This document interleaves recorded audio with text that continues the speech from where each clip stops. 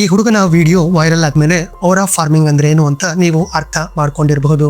ಓರಾ ಅನ್ನೋದು ಸೃಷ್ಟಿಸೋದಕ್ಕೆ ಸಾಧ್ಯ ಇಲ್ಲ, ಅದು ನ್ಯಾಚುರಲ್ ಆಗಿ ನಮ್ಮೊಳಗೆ ಇರುತ್ತೆ. ಇನ್ನು ಈ ಹುಡುಗನ ವಿಡಿಯೋ ವೈರಲ್ ಆದ್ಮೇಲೆ ಅವನ ಬಗ್ಗೆ ಇನ್ನಷ್ಟು ಆಸಕ್ತಿಕರವಾದ ವಿಚಾರಗಳು ಹೊರಗಡೆ ಬರ್ತಾ ಇದೆ. ವೈರಲ್ ಆಗಿರೋ ಈ ಹುಡುಗ ಇಂಡೋನೇಷ್ಯಾದವನು. ಇವನ ಹೆಸರು ರೇಯನ್ ಆರ್ಕನ್. ಇವನ ವಯಸ್ಸು 11 ವರ್ಷ. ಇಂಡೋನೇಷ್ಯಾದಲ್ಲಿ ಪಕು ಜಲೂರ್ ಅನ್ನುವಂತಹ ದೋಣಿ ಓಟದ ಸ್ಪರ್ಧೆಯನ್ನ ಏರ್ಪಡಿಸಲಾಗುತ್ತೆ. ಇದನ್ನ ಅಲ್ಲಿನ ಜನ ಹಬ್ಬದ ತರ ಸೆಲೆಬ್ರೇಟ್ ಮಾಡ್ತಾರೆ.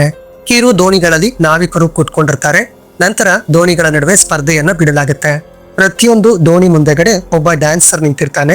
ಅವನ ಕೆಲಸ ದೋಣಿಯನ್ನ ನಡೆಸೋ ನಾವಿಕರಿಗೆ ತನ್ನ ಡ್ಯಾನ್ಸ್ ಮೂಲಕ ಪ್ರೇರಣೆಯನ್ನ ಕೊಡೋದು. ಈ ಹುಡುಗ ಕೂಡ ಅದೇ ಕೆಲಸವನ್ನ ಮಾಡ್ತಾ ಇದ್ದ.